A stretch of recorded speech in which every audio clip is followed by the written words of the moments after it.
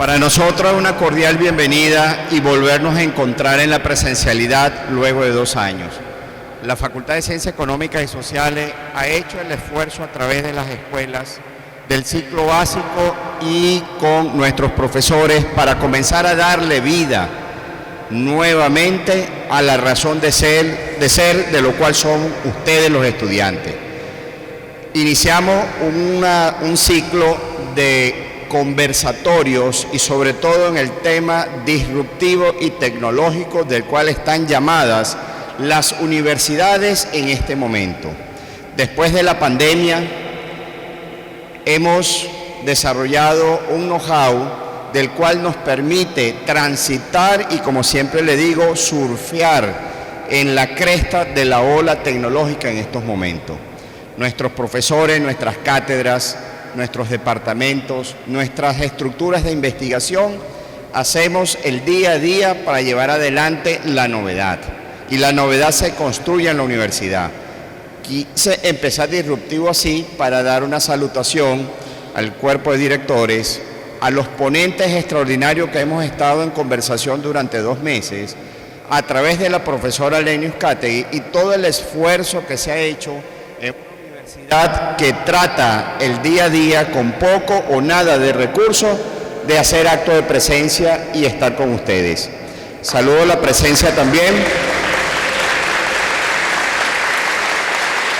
de UCTV, que nos ha apoyado durante estos 2 años y años atrás a través de su director Bill, a través de nuestra extraordinaria periodista, que la estamos convenciendo que se venga con nosotros, que es Teresa Morán, y a todos los medios de comunicación que hoy hacen acto de presencia para apoyar a la universidad.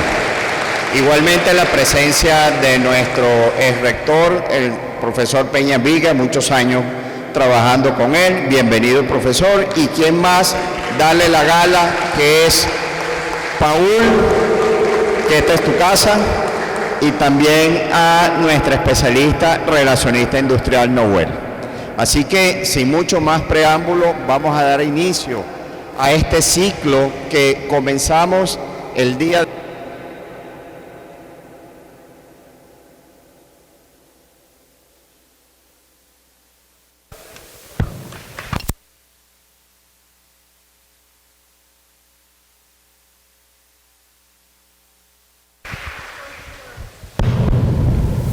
Tengo que ver cuál es la táctica de este micrófono. Bueno, lamentablemente el profesor Benito Jamilian se tiene que retirar a un consejo universitario, pero nosotros continuamos en este acto. Gracias, hasta luego. Queremos destacar que va a haber un ciclo de preguntas y respuestas una vez que el doctor Paul nos dé la conferencia. Se les va a dar un cintillo de papel para que ustedes coloquen sus preguntas y con mucho gusto serán respondidas. Vamos entonces a llamar a la licenciada Fanny Nauer al podio para que entonces nos haga su presentación. Muy buenos días. Ay, esos buenos días están así como... Esta no es mi fases. Buenos días. Esta sí es la fases que yo conozco. Para mí, un gran placer, después de 21 años de haber estado en este auditorio, orgullosa de ser egresada de mi alma mater, Universidad de Carabobo. Hoy, un evento sumamente especial, porque además de ser integrador, es generador de conocimiento y con actores sociales de diferentes partes. Damos un saludo a las autoridades de la UNITEC que hoy también nos acompañan en este espacio. ¿Y quién es la anfitriona principal? Nuestra Facultad de Ciencias Económicas y Sociales.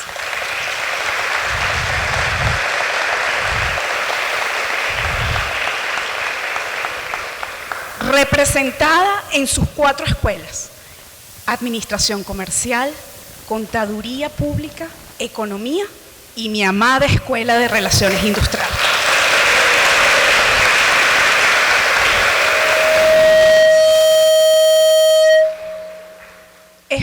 especial y emotivo ver a nuestros profesores en este encuentro presencial.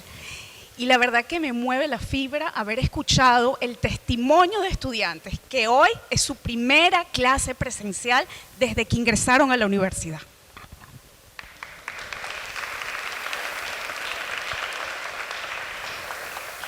Agradecemos y reconocemos al decano, profesor Benito Amirián, por su labor incansable y por preservar estos espacios tan necesarios.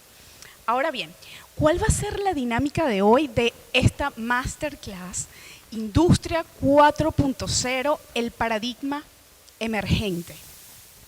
Va a desarrollarse en 2 bloques. Un primer bloque donde daremos apertura a preguntas y respuestas, de lo cual agradecemos, consignen sus preguntas al equipo de servicio comunitario que nos acompaña el día de hoy. Una vez finalizado el primer bloque, entramos a un segundo bloque donde también tendremos preguntas y respuestas. ¿Qué vamos a abordar hoy? El impacto de la industria 4.0 en la economía, productividad, las empresas, la empleabilidad, que hoy es tan importante. Asimismo, la caracterización de las nuevas organizaciones emergentes, el liderazgo, la transformación del mercado de trabajo, en síntesis, lo laboral en era digital. Cerraremos con un intercambio y conversatorio en representación de nuestros directores de escuela, acompañando a nuestro invitado especial, que ya les voy a decir de quién se trata. Y esto va a estar bajo el liderazgo de quien ha hecho posible este enlace y coordinación de equipo, que desde su línea investigadora de desarrollo estratégico y gerencia integradora del Laboratorio de Investigación de Trabajo, o mejor conocido en la INET, profesora Legni Uzcategui, a quien pido un aplauso.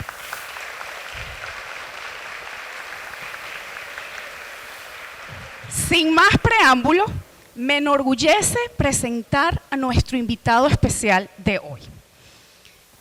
Reconocido consultor, conferencista, investigador, pensador gerencial, especialista en gerencia y gestión del cambio, aliado estratégico de la formación y desarrollo de las universidades, CEO de ADN Corporativo, coordinador del capítulo Venezuela del Observatorio de Recursos Humanos de España y coordinador del equipo del Centro de Estudios de Personas y Organizaciones de la Universidad Monte Ávila.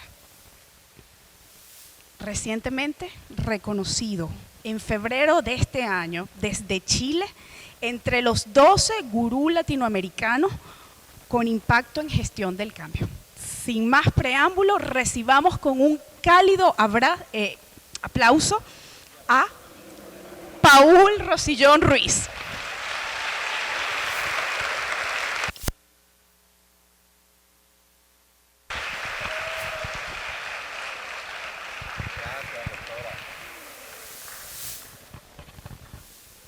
Buenos días. Tengo el corazón a millón. Sí, porque yo soy muy emotivo, muy llorón, y esto me tiene sumamente emocionado, ¿no? Esto es lo que no hace Zoom, ¿verdad? Y sabemos que la tecnología lo puede todo, pero permitirnos estar cercanos, disfrutando de lo antropológico que nos caracteriza, las emociones, no tiene precio, como diría aquella famosa propaganda. Y además me siento muy emocionado, estoy abrumado desde que llegué, ¿no? Fanny decía que ella se sentía que estaba como que trayendo al grupo Menudo a la facultad, ¿no? Estoy abrumado con toda la recepción y además el trabajo previo de organización, porque esto empezó en febrero con una idea de qué tal si vamos a hablar un día ya con la gente de relaciones industriales, y el profesor Benito se enteró y dijo, no señor, ¿ok? y empezamos a darle pensamiento a qué podría ser esto, y honestamente espero y aspiro que, como muy bien lo dijo el decano en sus palabras de apertura, este sea el inicio de una forma distinta de interactuar de las universidades con la sociedad y sobre todo con el sector empresarial, que es el sector que va a tener que sacar adelante al país. ¿Okay? Venezuela dejó de ser lo que fue, económicamente hablando. No tenemos tiempo para hablar de eso, pero siendo una universidad que está enclavada en uno de los polos industriales más importantes de Venezuela, tenemos que mirar es allí y no mirar hacia adentro. Por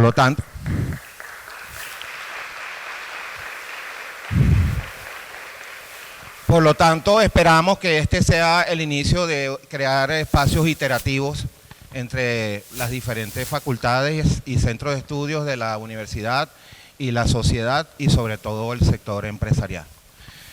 También me siento muy honrado de tener acá a algunas personas, no puedo nombrar a todos y soy muy malo por los nombres, pero de estos dos sí no me puedo olvidar, son grandes amigos, y no sé si Guillermo Manosalva también llegó por ahí, que lo habíamos invitado con mucho cariño, persona que está haciendo cosas muy interesantes en el ámbito de ciudades inteligentes, que es el magistrado emérito Pedro Rondón Haas. Gracias por estar aquí. Y al presidente del Consejo Superior de la Universidad Tecnológica del Centro, el doctor César Peñas Viga. Y bueno, muy agradecido a todas las autoridades, a la profesora Leni. El problema de nombrar a uno es que uno se enreda con los demás, entonces vamos a dejarlo a todas las autoridades y profesores de la Universidad de Carabobo y de FACES, y bueno, muy particularmente también a Fanny, mi querida amiga virtual hasta el día de hoy, que nos pudimos conocer personalmente, pues ha sido un motor importante de esta idea. Me gusta usar esa expresión, de diálogo estructurado. Soy licenciado en Educación, Mención, Geografía e Historia de Venezuela, de 1982 de la Universidad Católica Andrés Bello. Pero, estudiando segundo año de noche, llegué un día a la facultad y me conseguí con un avisito que decía: el Banco Mercantil y Agrícola, se me cayó la cédula, ¿verdad?, está buscando estudiantes de educación para formarlos como trainee en su departamento de adiestramiento y desarrollo. Y yo comencé mi incursión por el área de capital humano el 14 de agosto de 1978. Esa es una de las fechas que no se me olvida. ¿Okay?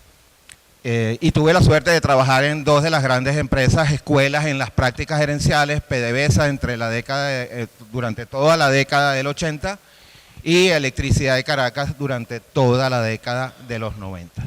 Pues grandes conglomerados industriales en donde las prácticas de gerencia y particularmente de capital humano eran pues la razón y la esencia de ser. Finalizando el año 2016, estaba dando clases en una escuela de gerencia que hay en Maracaibo, el Instituto de Gerencia y Estrategia del Zulia, el IGES, también conocido como el IESA Maracucho. Y el presidente de entonces, Alberto Zambrano, me dijo: me gustaría estructurar un diplomado en gestión humana para darlo desde el instituto.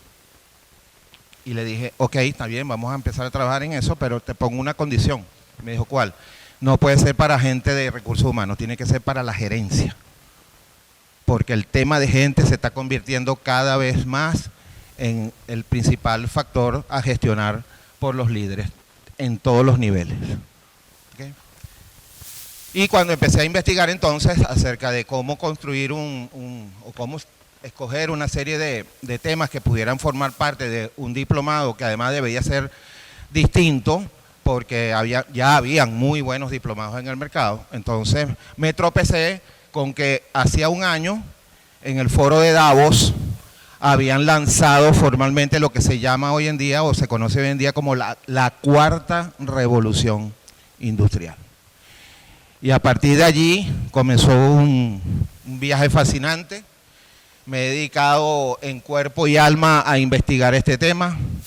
Y más que investigar, porque quizás esa es una palabra que en este medio tiene una connotación muy clara, me he dedicado a documentar y a estudiar y a articular. No solamente los conocimientos o la información que vamos a compartir, sino a crear redes entre los distintos colegas y en distintos espacios para ir compartiendo con esto. Déjenme decirles por lo menos, por ejemplo, que el año pasado, si recuerdo bien, comenzando el año, estuve trabajando vía Zoom con el magistrado Pedro Rondón Haas compartiendo este tipo de información que vamos a ver, porque, bueno, yo sigo con la idea y no desistiré de que en algún momento crearemos suficiente masa crítica para diseñar un nuevo marco jurídico para el mundo del trabajo. No quiero hablar de una ley, sino el mundo del trabajo se está transformando globalmente, como espero que lo podamos percibir, de manera estructurada. Todos estamos recibiendo mucha información sobre lo que vamos a conversar. Yo lo que he tratado es de ensamblar eso para que tenga una solución de continuidad, una línea de pensamiento, y además que no me puedo parcializar, porque estamos en una, y preguntaba ayer, cuántas facultades, cuántas escuelas tiene la facultad, y bueno, hay administración, contaduría, economía y relaciones industriales. Y esas 4 áreas están totalmente relacionadas con el mundo del trabajo. Sobre todo al principio vamos a ver mucho de economía, pero antes de eso tenemos que ver qué está pasando en el metasistema, porque desde allí es que hay que entender lo que está ocurriendo para tratar de reducir incertidumbre, porque la brutalidad de los cambios que se están dando nos tienen inmersos en una emocionalidad de incertidumbre muy alta. Hay un filósofo israelí joven, ha escrito muchos libros recientemente, se llama Yuval Noah Harari. Les recomiendo que lean sus libros. Él tiene una frase que a mí me gusta mucho, que dice: debemos abandonar certezas y buscar claridad en estos tiempos, porque no va a haber posibilidad de que se amalguen los modelos mentales, o por lo menos no con ese lapso de tiempo que teníamos entre un cambio de paradigma y otro. Todo está siendo demasiado violento. Entonces, esa capacidad de hacernos plásticos en cuanto a cómo construir modelos mentales, concepto que sugiero lo estudien con profundidad, es lo que nos va a permitir estar moviéndonos y estar entendiendo sobre todo lo que está sucediendo, y desde allí cómo nos comunicamos con el resto del mundo. Una revolución industrial, y eso es un tema inherente al auditorio y sobre todo a los relacionistas industriales, porque sí, en 1938 la Universidad de Cornell creó la primera escuela de relaciones industriales del mundo, producto de lo que venía sucediendo, sumando y acumulando paradigmas de la primera y segunda revolución industrial. Para los economistas, este tema es importante porque, como dice este Premio Nobel de Economía, hasta ahora el mercado laboral es la mejor forma que tenemos de distribuir los ingresos en la sociedad.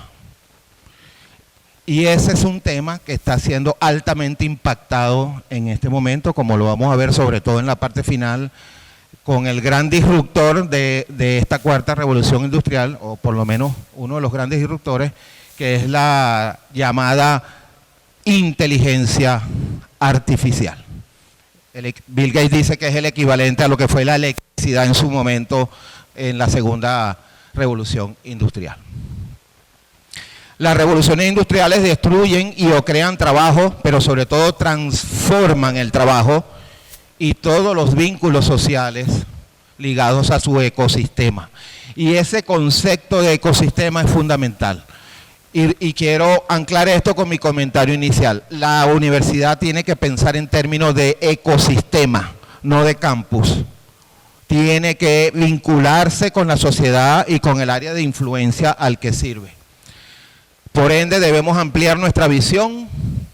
Ahí, lámpara, lo que se refiere al tiempo como el espacio, y lámpara, revolución industrial y las tecnologías que la caracterizan en el marco de las grandes dinámicas sociales en las que éstas se encajan hasta el extremo de provocar efectos disruptivos en la vida colectiva, que es lo que nos está sucediendo.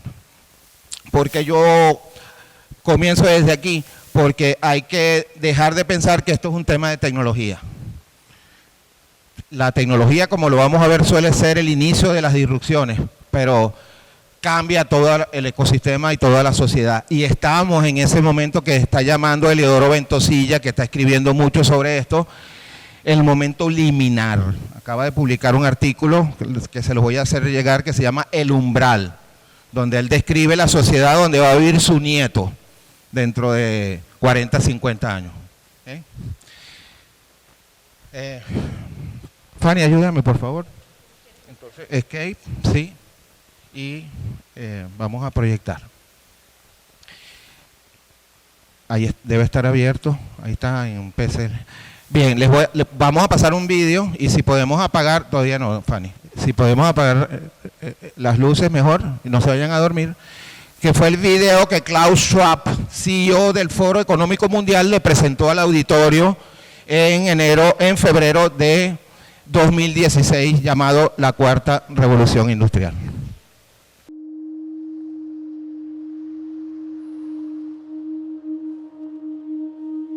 We are wondering what is happening to the world. Everything is changing.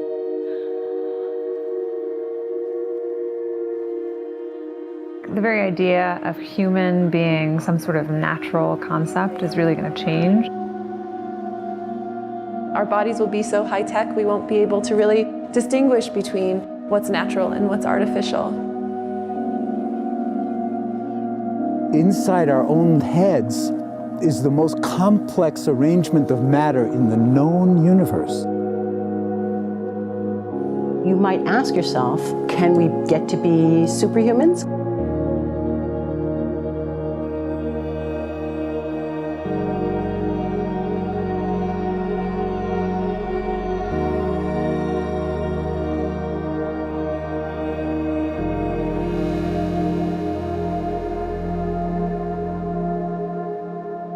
The original Industrial Revolution was driven by the discovery that you could use steam engines to do all kinds of interesting things. But that was followed by additional revolutions for electricity and computers and communications technology. We're now in the early stages of the fourth Industrial Revolution, which is bringing together digital, physical, and biological systems. One of the features of this fourth Industrial Revolution is that it doesn't change what we are doing, but it changes us.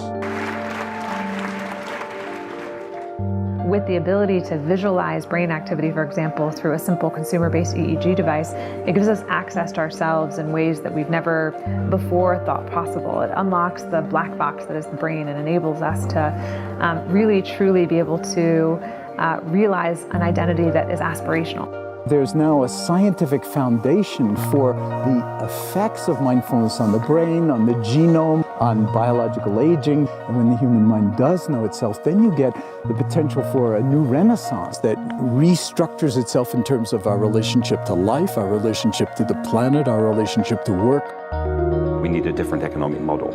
And by that, I don't mean capitalism versus communism. What I'm talking about is a shift in the system along the lines of the two big changes that happened in the 20th century, Keynesianism, with a much greater focus on health and education and the role of government working with business, and then a reaction against that in late century to neoliberalism, where the focus was on free markets, freedom of the individual, and getting governments out of the way.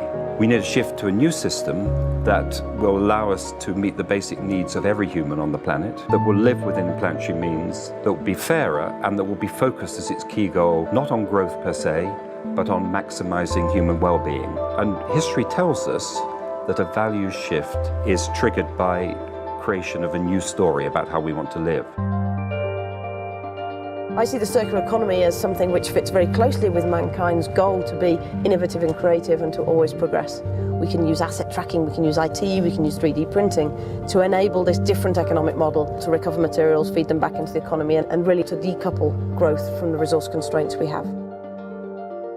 The reason we live in cities is not different today than it was 10,000 years ago. Even if we have got networks connecting us, we still want to have places where we meet in person. So this means the place where we work and the place where we live are much closer to each other, a city where we don't need to have big supply chains in order to produce things, where many things can be sourced locally thanks to 3D printing and robotics. So if we're able to do something to transform cities, to make them more efficient, then the impact can be huge.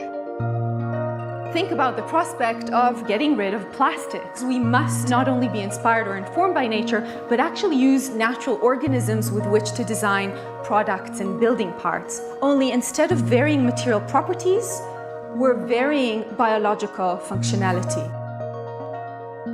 Design is critical today because it's the first signal of human intention. So the question of adding quality to quantity, it isn't a matter of simply circulating things that are potentially toxic.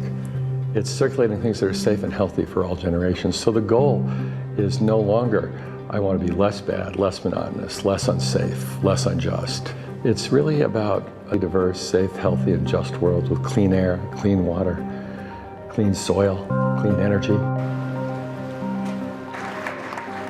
Together we are fighting to preserve our fragile climate from irreversible damage and devastation of unthinkable proportions. If we think about the original Industrial Revolution, it was an energy revolution. I like to think of it as a kind of bookending of a period in human history during which we used fossil fuels, and it worked very well for us for a long time. But now we have to bring that to an end. We have energy technologies that can power our civilization: solar, wind, biomass. So then the question is, well, how do we get grid integration? Maybe the wind is blowing in Denmark, the sun is shining in Germany, and now you can move that electricity through an integrated grid. You can supply energy to everyone who needs it, and you can supply energy at all times.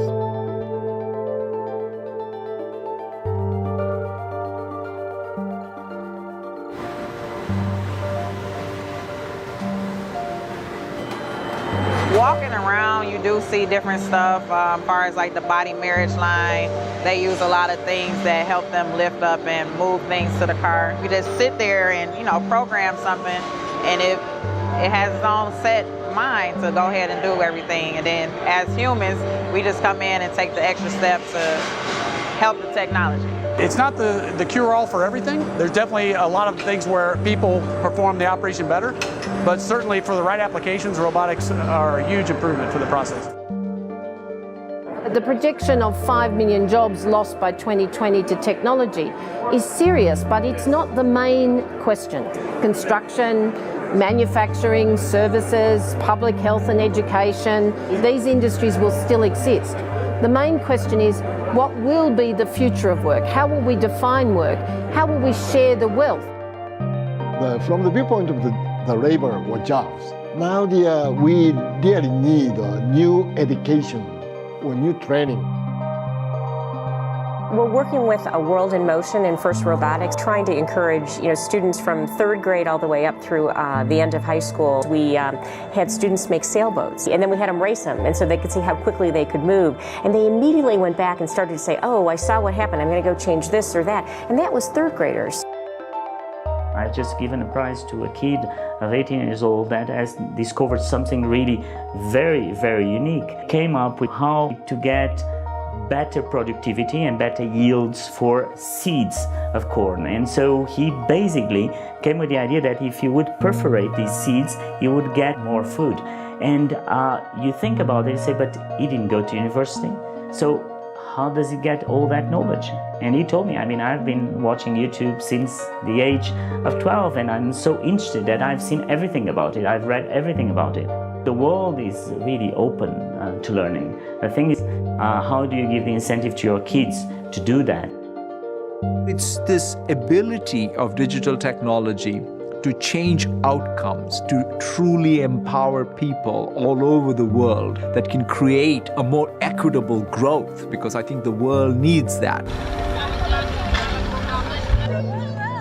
Fourth industrial revolution has the potential to make inequalities visible and to make them less acceptable in the future, and hopefully to gather and garner political support to take the necessary decision to reduce the gap. Humans have always been using tools, but because of the recent advances in technology, we're beginning to have machines that can augment us in all sorts of interesting ways. I was the first person in the world to be able to voluntarily move my legs whilst stepping in a robot by exciting the nervous system using electrical stimulators directly onto the spine. We believe that a cure will be possible if enough of the right people have the will to fast-track a cure for paralysis.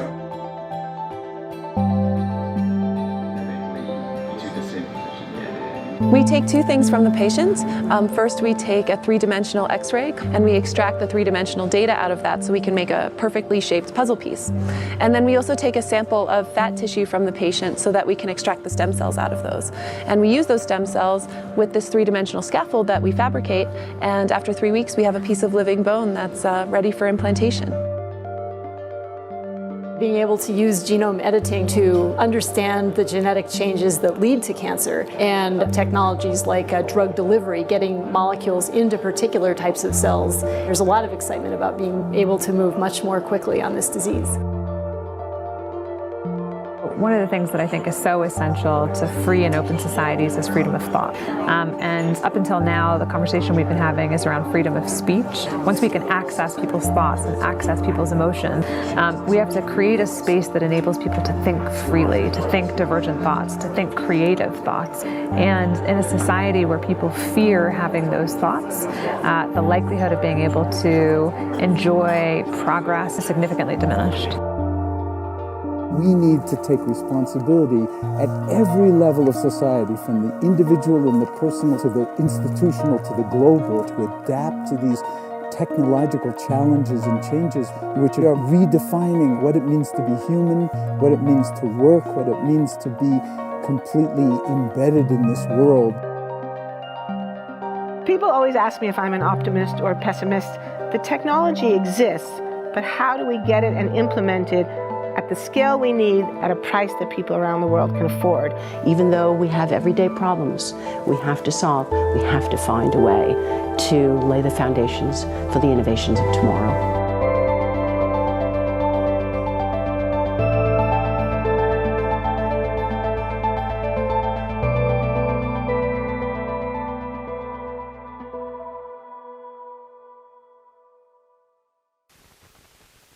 Este es otro tema en el que hay que ir trabajando, que es qué significa la sociedad cuántica. La sociedad cuántica no es otra cosa pues que la llegada de la revolución de la computación cuántica, y para que se hagan una idea, para poder seguir avanzando, lo que al computador más potente de la actualidad le tomaba 10 años resolver, un computador cuántico lo resuelve en un segundo. Por eso es que Leodoro Ventasilla dice que estas tecnologías se están convirtiendo en máquinas del tiempo, porque lo que nos iba a costar entender 10 años, ahora lo vamos a comprender en un segundo. Y eso le introduce mucha más complejidad al entorno, y por eso hablamos de entornos VUCA o entornos VICA, ¿verdad? Que como dice Yuval Harari, es la norma. Eso de la nueva normalidad no es que ahora vamos no. Vamos a seguir con los nervios crispados durante el resto de nuestras vidas, porque esta es la dinámica que la disrupción tecnológica nos está trayendo. ¿Okay? Ese concepto de disrupción tecnológica, entonces, es importante entenderlo. Como ya les decía, se trata de una disrupción que cambia el paradigma tecnoeconómico global, y el ecosistema pierde viabilidad. Fíjense que cuando nos dijeron el 14 de marzo de 2020 todo el mundo para su casa, y el mundo pasó a tener 3.000 millones de personas conectadas a través de las plataformas, Las plataformas demostraron que estaban diseñadas y preparadas para soportar ese cambio, pero el resto del ecosistema no. Y por eso se produjo la gran destrucción de empleos que todos vimos, la gran destrucción de las economías, y hay todo un proceso de revisión de la globalización económica, etcétera, etcétera, producto de ese gran cambio que introdujo la tecnología. ¿Cuáles fueron las únicas empresas que navegaron bien durante la pandemia? Las empresas de tecnología, que estaban preparadas y ya habían desarrollado todo su ecosistema para funcionar en el mundo de la digitalización. Entonces, ¿qué plantea la ley de la disrupción? Que lo que siempre detona un cambio es un cambio tecnológico. Y ese cambio tecnológico es seguido por el cambio en lo económico, debería decir ahí. Y lo económico, por supuesto, impacta lo empresarial, lo político, lo social. Siempre se sigue esa tendencia. ¿Okay? Y lo que está pasando, como dice Fabrizio Bianchi, ex ministro de Economía de Italia y autor de, entre otros, ese libro, La Nueva Revolución 4.0, los tiempos de la ciencia son cada vez menos los tiempos de las industrias. Es decir, la revolución tecnológica va a una velocidad que la industria no es capaz todavía de asimilar y de entender. Y una organización, vamos a ver si tenemos la suerte de que podamos escuchar el audio, porque este sí es en español, no tiene traducción. Este es el presidente de Telefónica, en mi opinión, una de las empresas más avanzadas del mundo en materia de digitalización. Es una asamblea de accionistas. Señoras y señores accionistas, esta no es una junta más en la larga historia de Telefónica. No puede serlo. Son tiempos extraordinarios. Estamos asistiendo al nacimiento de una nueva era.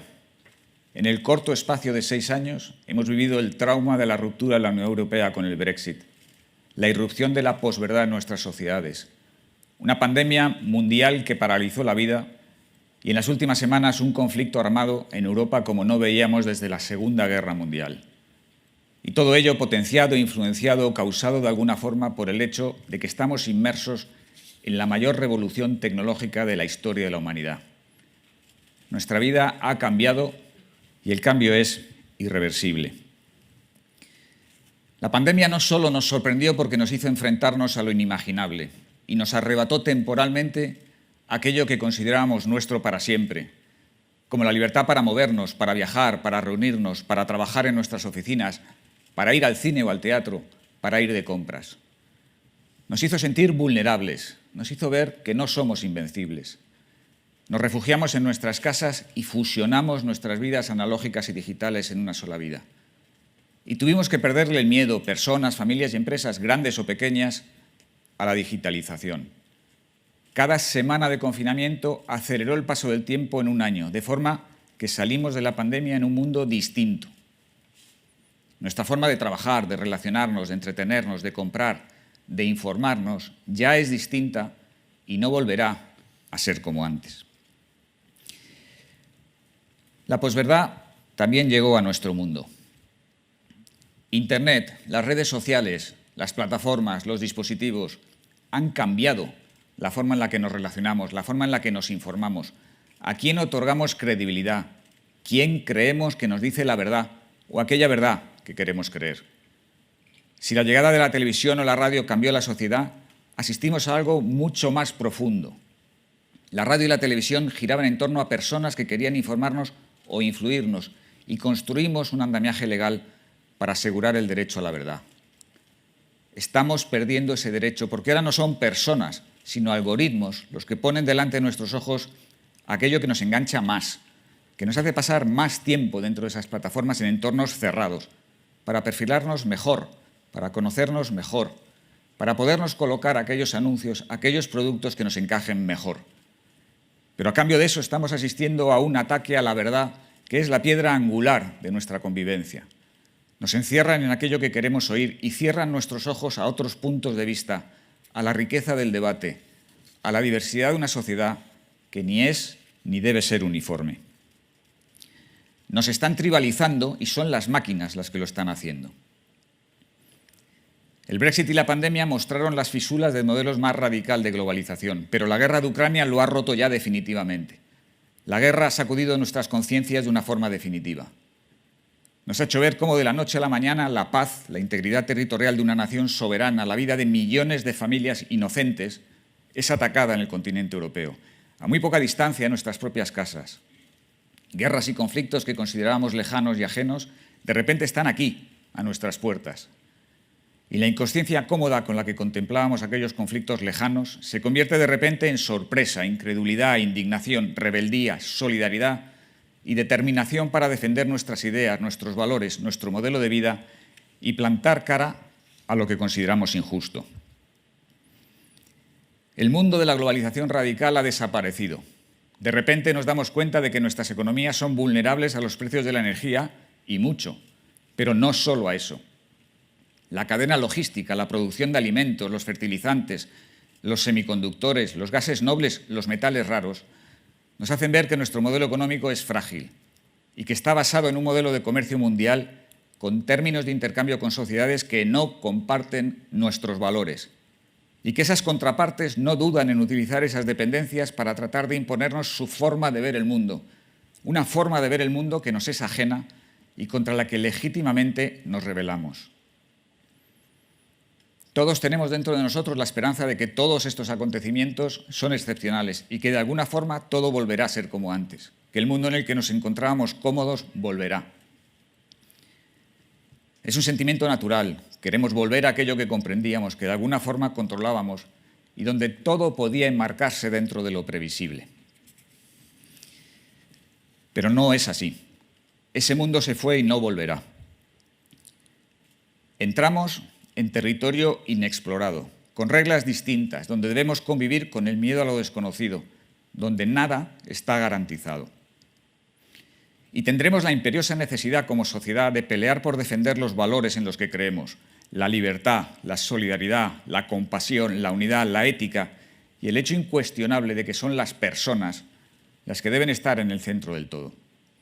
Cuando la pandemia nos quiso arrebatar la seguridad de nuestro mundo, cuando nos refugiamos en nuestras casas con el temor anclado en todos y cada uno de nosotros, surgieron personas que dieron un paso al frente, enfrentaron el problema y buscaron la solución. Fueron los sanitarios, las fuerzas y cuerpos de seguridad, las personas de la cadena de alimentación, las de las redes de telecomunicaciones, los que nos dieron esperanza. Y fueron mentes privilegiadas las que encontraron en meses vacunas frente a un virus desconocido. Vacunas que en condiciones normales hubieran tardado más de 10 años en llegar, estaban disponibles en 10 meses. El mundo pudo haberse parado y no lo hizo por la tecnología, pero fueron las personas las que lo hicieron arrancar de nuevo. Cuando la posverdad viene a cuestionar los pilares de nuestra convivencia y los algoritmos quieren tomar el control de lo que pensamos o queremos, surgen las personas. Frente a campañas de odio en la red viralizadas por máquinas, surgen campañas de movilización humana que la inteligencia artificial no puede comprender. Y sacan a millones de personas, a millones de ciudadanos a aplaudir agradecidos a las 8 de la tarde desde las ventanas de sus casas o a movilizarse para acoger a más de 4 millones de personas que tienen que dejar su país por una guerra cruel.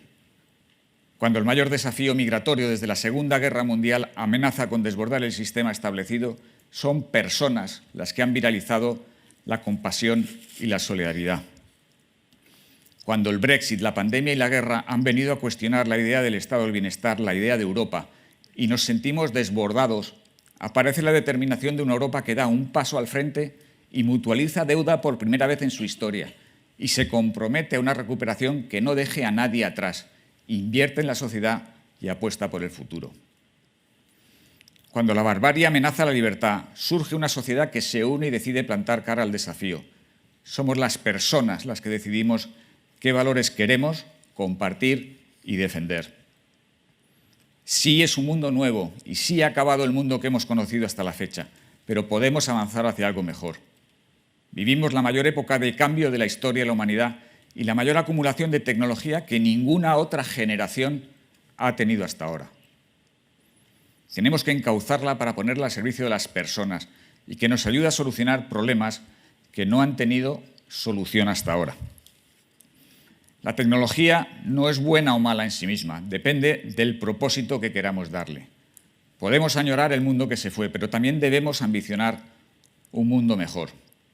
Se está abriendo camino la verdadera revolución, que es la llegada de la inteligencia artificial. Esto acaba de empezar y no va a parar aquí. Ya se ve cerca la llegada de la combinación de Internet, inteligencia artificial y la Web3, que darán paso al metaverso, donde pasaremos de un Internet en 2 dimensiones a uno en 3 dimensiones. Es un momento de cambio profundo, incluso más profundo de lo que fue la llegada de Internet a finales del siglo pasado.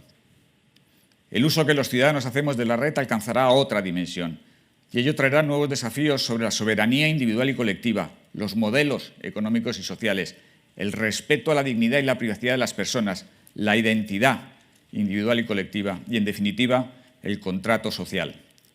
Es un cambio de era y va a requerir lo mejor de nosotros para hacerlo bueno. La tecnología ya está aquí y va a seguir rompiendo límites. Cómo la utilicemos marcará nuestro futuro. Es un momento de colaboración y no de conflicto. Es un momento de pactos y no de bloques. Es un momento de imaginarnos el futuro que queremos y construirlo entre todos. Todo va a cambiar de nuevo y todo esto sucederá en nuestras redes. Somos indispensables. Telefónica tiene la responsabilidad de participar. Todo este mundo nuevo pasa por nuestras redes y lo vemos pasar.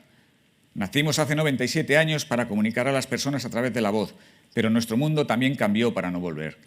De la voz pasamos a los datos, de los datos a los servicios digitales y de ahí a la inteligencia artificial, camino del metaverso.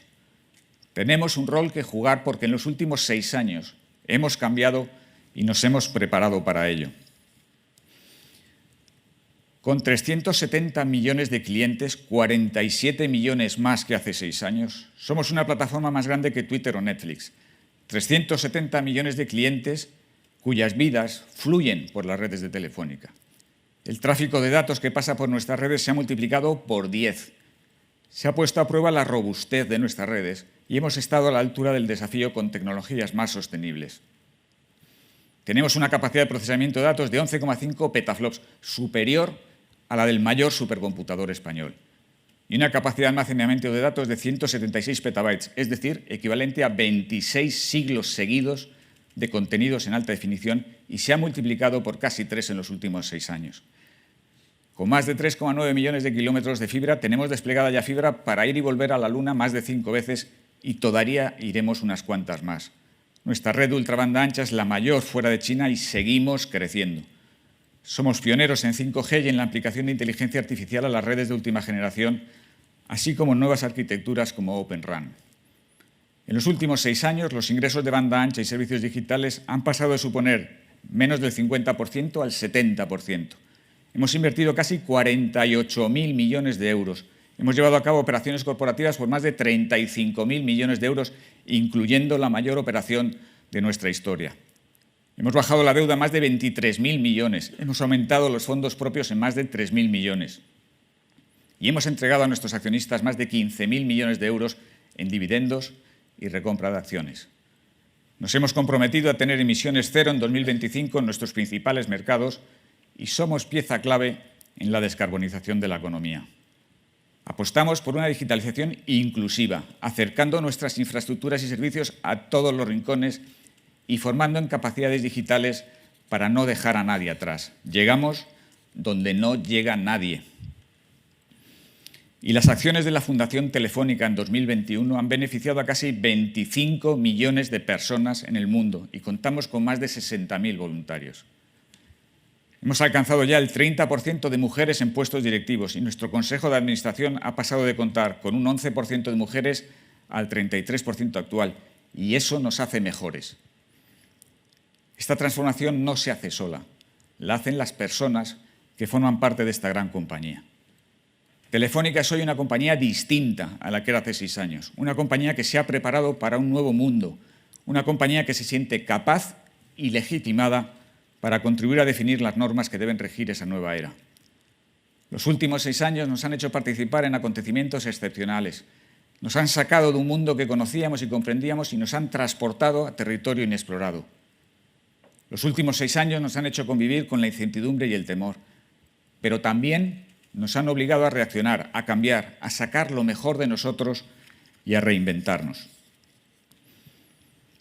Este cambio acaba de comenzar y todavía nos ha de deparar acontecimientos excepcionales. Como sociedad debemos hacer lo bueno, construir algo mejor sobre aquello que dejamos atrás, construirlo sobre valores sólidos, construirlo sobre valores humanistas. Este sector no es un sector más, es una puerta al futuro. Telefónica seguirá cambiando y seguirá siendo relevante. Nos acercamos a nuestro centenario con el mejor equipo humano, con la ilusión, la frescura y la sana ambición de aquellos telefónicos que se imaginaron el futuro y lo construyeron. Queremos hacer nuestro mundo más humano conectando la vida de las personas. Ese es nuestro propósito. Eso es lo que podemos aportar al nuevo mundo. Nunca antes, estar o no conectados había marcado una diferencia tan importante. Gracias por su confianza. Con ella llevaremos a nuestra compañía a esa nueva era. Es un poco largo, pero quise que lo escucharan, sobre todo porque hay que prestar atención al lenguaje que usa el presidente de esa organización.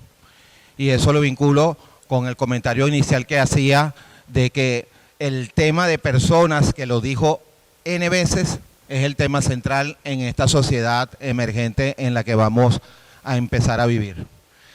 Bien, rápidamente y para ir ganando tiempo, esa frase de Drucker es importante.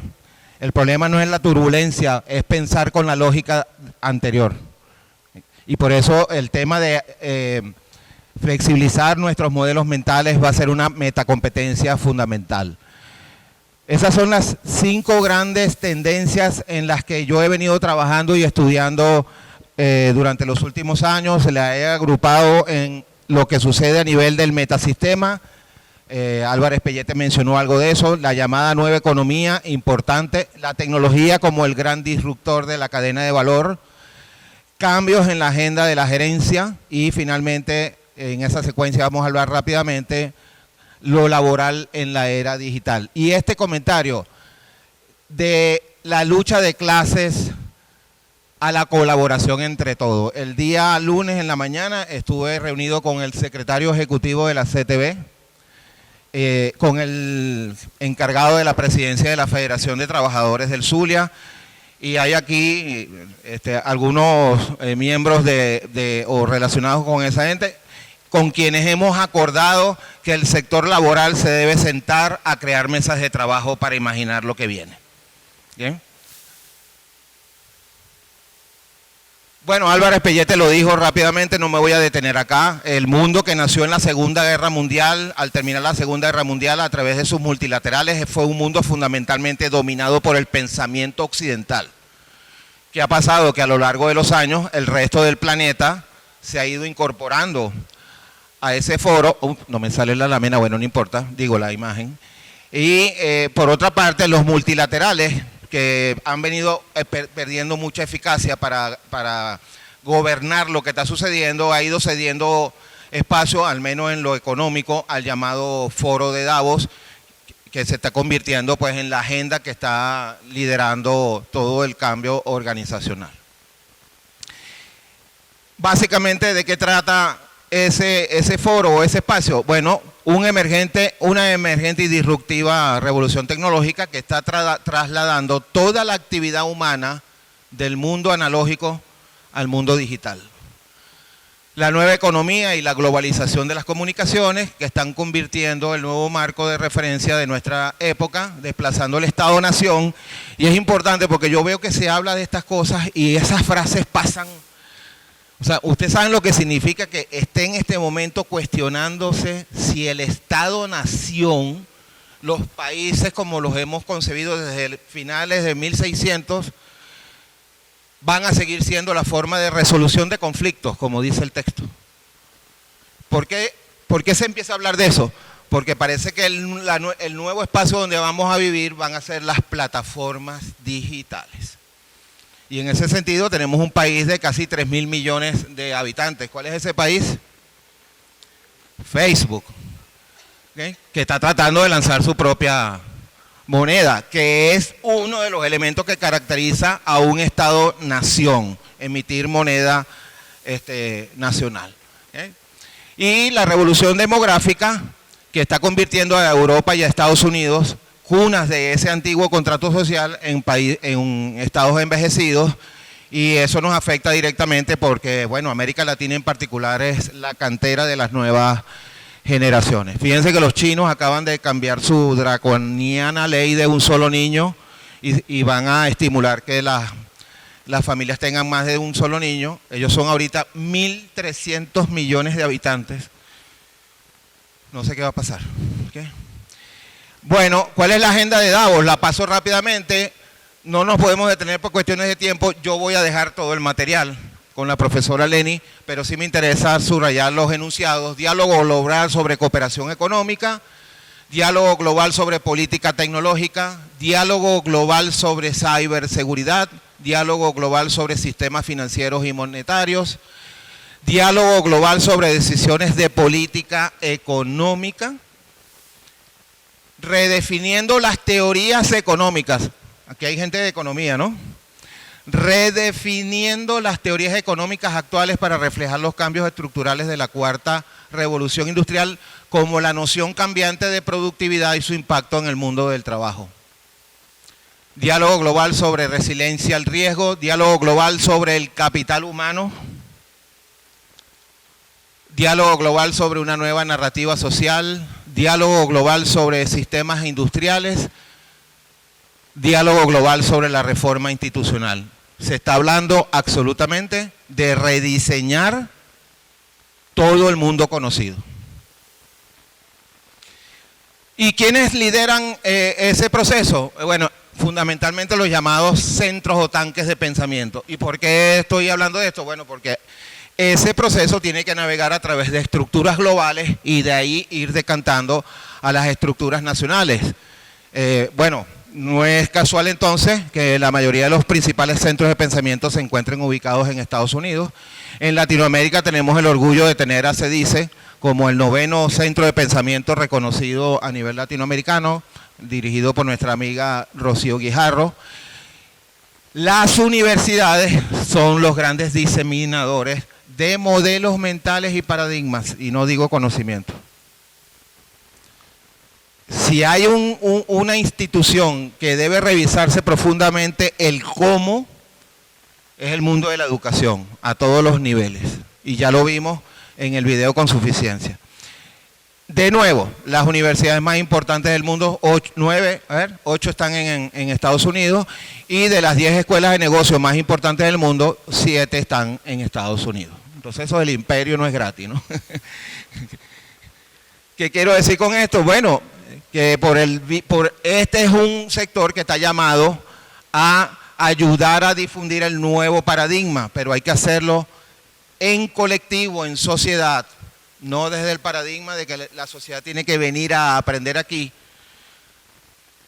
¿No les suena que una carrera de 5 años es como mucho tiempo? Ahora, esa percepción del tiempo cambió de hace 3 años para acá. Antes nos parecía que era lo natural, aunque ya se venía hablando de eso en el mundo de la educación desde los tratados de Bolonia, creo que se llaman. Europa ya se había anticipado recortando los tiempos, pero en 3 años el mundo ha cambiado por lo menos 2 veces. Ahí quedó eso. Voy a leer esta frase porque hay público objetivo aquí. Desde finales del siglo XX la inversión en el capital intangible ha crecido considerablemente, superando abiertamente la inversión en el tradicional capital tangible y los activos físicos, lo que impone grandes desafíos interpretativos a las ciencias administrativas. Son cambios de fondo, no son cambios de forma. Bueno, el histórico acuerdo del G7 para reformar el sistema fiscal global, dado que, bueno, el mundo se estaba convirtiendo en una economía de bits. Voy a pasarme esto porque quiero llegar a la imagen principal, no está aquí. Bueno, Facebook, que ha estado tratando de acuñar su propia moneda y hay una resistencia, y fíjense lo que dice aquí. Cada vez está más claro que las Big Tech quieren una parte del pastel de los servicios financieros. En última instancia, Si los planes de Facebook llegan a buen término, la compañía y sus socios ejercerán un inmenso poder económico que podría desestabilizar monedas, gobiernos y naciones. ¿Okay? De ese tamaño es el poder de las sociedades de plataforma. Las Big Tech están liderando un cambio, están llevando a cabo una metamorfosis radical en la estructura misma de la sociedad. Esto no es un cambio tecnológico. No son simples empresas de tecnología, son poderosos agentes de transformación de nuestras sociedades, sus instituciones, su cultura y su política contemporánea. Y para muestra un botón, Dinamarca acaba de nombrar embajadores frente a las plataformas digitales, no frente a países. Es el único país hasta ahora que tiene un embajador que se entiende directamente con las plataformas tecnológica. Algo están viendo, algo está pasando. Recomiendo al auditorio que vea ese documental de Netflix, El dilema de las redes sociales, si no lo han visto. Porque con eso, todo lo que yo he dicho está perfectamente resumido. Ahora, hay que prestarte atención al nuevo vocabulario que está surgiendo. Se habla de capitalismo vigilante. Las plataformas lo que necesitan es que nosotros estemos permanentemente conectados con el teléfono. Fíjense que cuando le dijeron que los apagaran aquí hubo una protesta masiva, ¿no?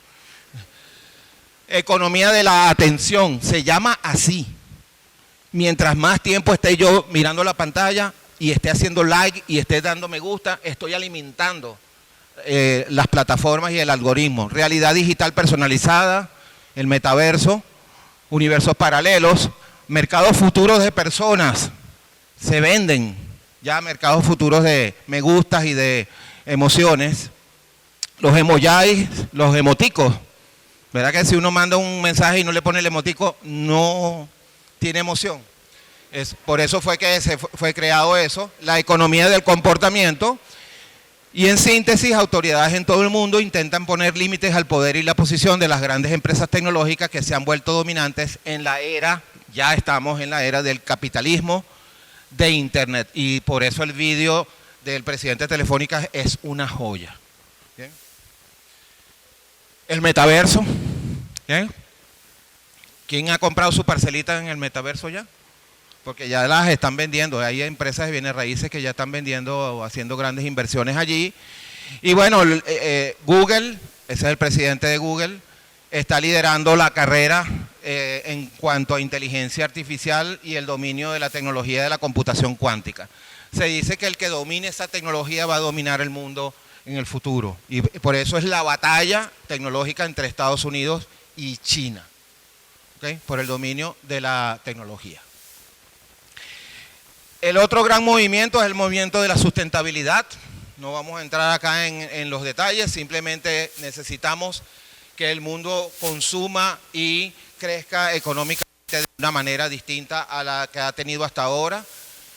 Fíjense que ya tenemos esta crisis de sostenibilidad y ¿sabían ustedes que todavía hay más de 2.500 millones de personas que están debajo del límite de pobreza? ¿Qué pasaría si esa gente adquiriera un poder adquisitivo suficiente para formar parte de la economía actual?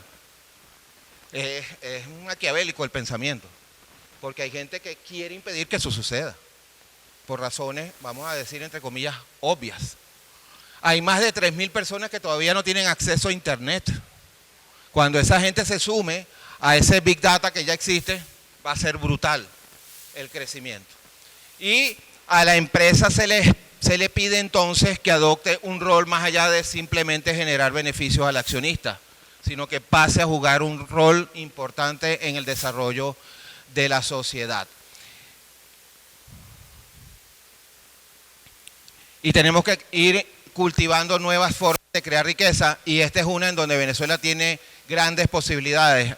Tengo una desconfiguración en la presentación, así que pido que me disculpen, que es la llamada economía naranja. Al final vamos a ver algunos datos de todo el potencial que se puede crear aquí a partir de los servicios culturales. Y Venezuela es una nación de artistas, ¿verdad? Tenemos eso en la vena. Bueno, y en definitiva sí, las revoluciones han traído crecimiento y desarrollo. Fíjense la explosión a partir del final de la Segunda Guerra Mundial. El país El mundo creció en más de 5.200 personas en menos de 73 años. Y tenemos una economía indigestada en ese sentido. ¿Okay?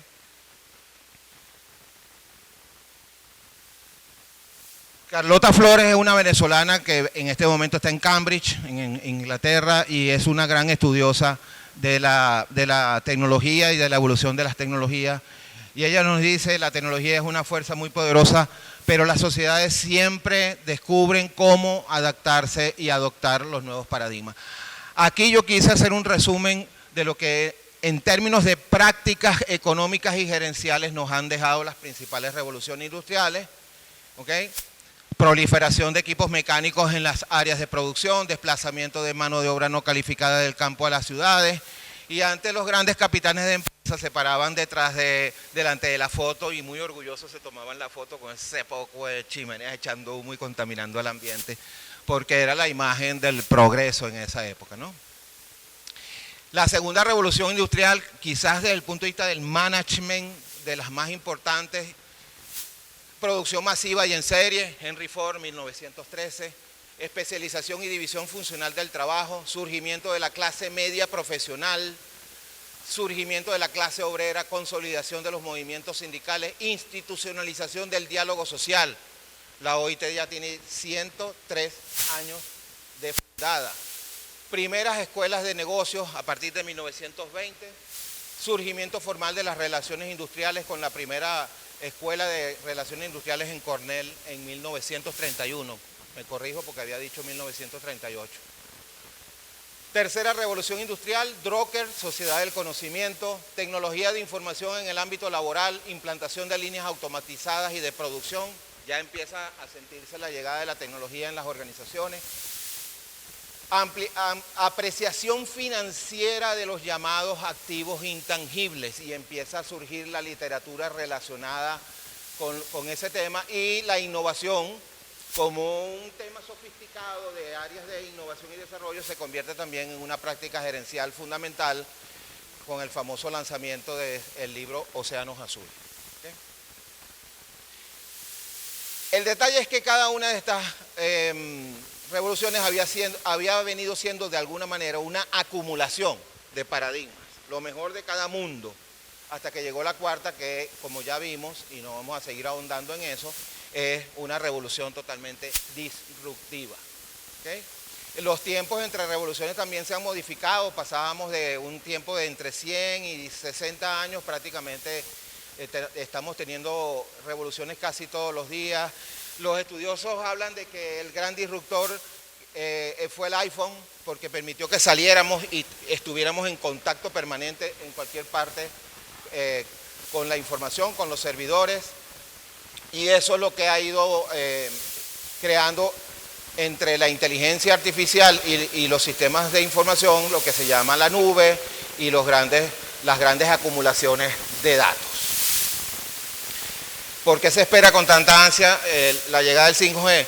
Porque hay tecnologías como el manejo de vehículos sin chofer que necesitan ese ancho de banda y esa velocidad de latencia para poder ser un sistema, una tecnología segura. Y hay una gran batalla, esto de Huawei, la pelea y la prohibición de que Huawei siga instalando cosas, no es más que una guerra por el dominio de esa tecnología.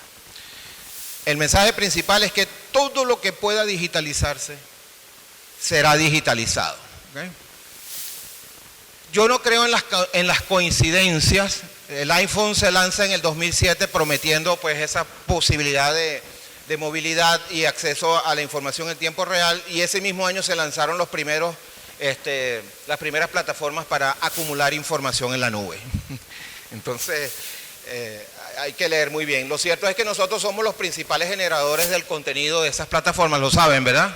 Que somos nosotros con nuestros me gusta y nuestros likes y nuestro subir videos, ¿verdad? En TikTok, que es el que está dando la hora. El hecho es que se habla de un Big Bang de datas, y por eso la gran cantidad, la gran necesidad de generar sistemas masivos para acumular información. Me gusta esta cita y la analogía o comparación que hace. Si Google y Facebook fueran compañías petroleras o mineras, nosotros seríamos las formaciones geológicas y las montañas que ellos están perforando. Lo que pasa es que ellos no pagan, nosotros le damos la información absolutamente gratis. Ahora, aprovecho, es imposible esto de la confidencialidad y el manejo de la data. Lo que tenemos es que educarnos con respecto a qué información poner y subir en las redes sociales. Pero si usted no quiere que su información se comparta, usted no puede tener redes sociales. Es imposible ese nivel de confidencialidad que se aspira, porque bueno, la manera de accesar sigue creciendo, seguimos permanentemente accesando los navegadores y cada vez que entramos generamos un mensaje a nuestro avatar. Usted sabe que cuando usted entra en Google, usted accesa al perfil que usted ha ido desarrollando en Google de acuerdo a sus entradas que le va dando. ¿Okay? ¿A ustedes no les están llegando correos que ustedes no se habían suscrito? Bueno, eso se llama inteligencia artificial. ¿Okay? Y bueno, el futuro de la tecnología, la computación cuántica, IBM en este momento lidera esa batalla, vamos a ver qué pasa allí. Y se está hablando de usar los cromosomas para guardar información. ¿Ya? Porque está demostrado que un cromosoma puede guardar infinidad de información, como lo hace en este momento con la llamada cadena de ADN, el genoma, que está siendo en estos momentos ya totalmente decodificado. Nuevamente la guerra espacial, ahora no tanto para conquistar el espacio como tal, sino para tener dispositivos en órbita que puedan hacer llegar internet a los sitios donde no pueden llegar la fibra y esos otros recursos. La batalla entre Estados Unidos y China por dominio de la inteligencia artificial, y fíjense las magnitudes. Entre 2020 y 2030 China invertirá 150.000 millones en proyectos y tecnologías solo de inteligencia artificial. Auge de las plataformas, las organizaciones en red y los ecosistemas integrados. Ahora la zona industrial son clústeres digitales. Y a mí me parece que este es un concepto bien interesante a explorar desde este foro y empezar a interactuar y a construir clústeres digitales con los sectores y las áreas de nuestra influencia.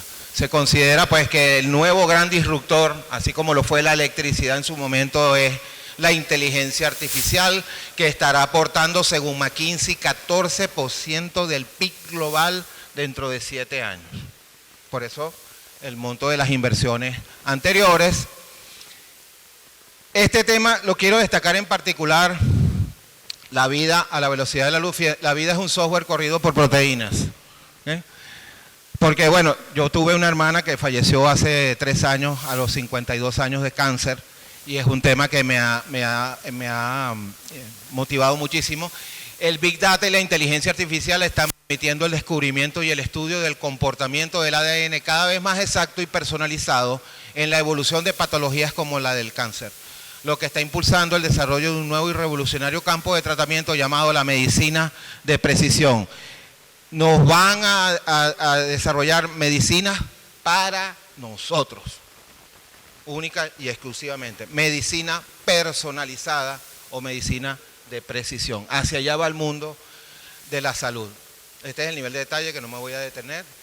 Bueno, por supuesto, el manejo del tema de la información, el gran debate de la ética, del acceso a la información. Ahí tienen a nuestro amigo Mark Zuckerberg, que nos ha dado muchos dolores de cabeza. La Universidad de Harvard se está encargando de ver qué se puede hacer en esa materia para regular éticamente hablando el tema del manejo de la información.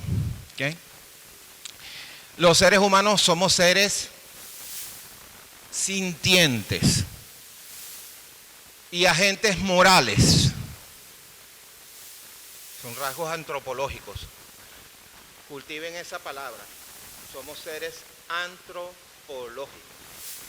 Es una trampa pensar que la tecnología puede resolver por sí misma problemas que son fundamentalmente éticos y políticos. El reto más importante que tenemos por delante es uno de gobernanza. Yo no sé. ahorita no me acuerdo, por ahí debe venir la pausa. Bueno, están surgiendo, ha surgido entonces este paradigma llamado de las organizaciones exponenciales. ¿Y por qué esto es importante? Porque esta es la nueva cadena de valor, ¿verdad? En 1913 Henry Ford introdujo la línea de ensamblaje en serie buscando escala y eficiencia. Ahora tenemos una nueva cadena de valor que es un computador personal, la nube y los centros y algoritmos procesadores de datos. ¿Okay? La novedad está además en que ahora esta nueva cadena de valor combina lo mejor de los dos mundos. Puede haber masificación personalizada. Es decir, a cada uno de nosotros el algoritmo nos puede dar un producto y un servicio absolutamente personalizado en tiempo real. Por eso que se habla de que hemos entrado en la era de los gigantes tecnológicos. Los mercados emergentes basados en economía de plataformas permiten que personas y empresas solo necesiten una conexión robusta para intercambiar bienes y servicios a través de redes digitales. Y un dato importante para esta audiencia. Community Manager, especialista en Cloud Computing, analista de Big Data, ingeniero de inteligencia artificial.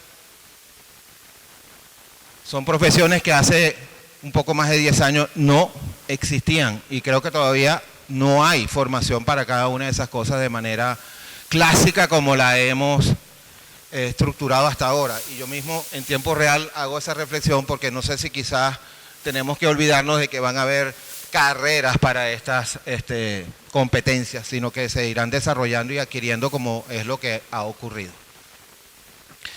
Un mensaje sí para la gente de relaciones industriales.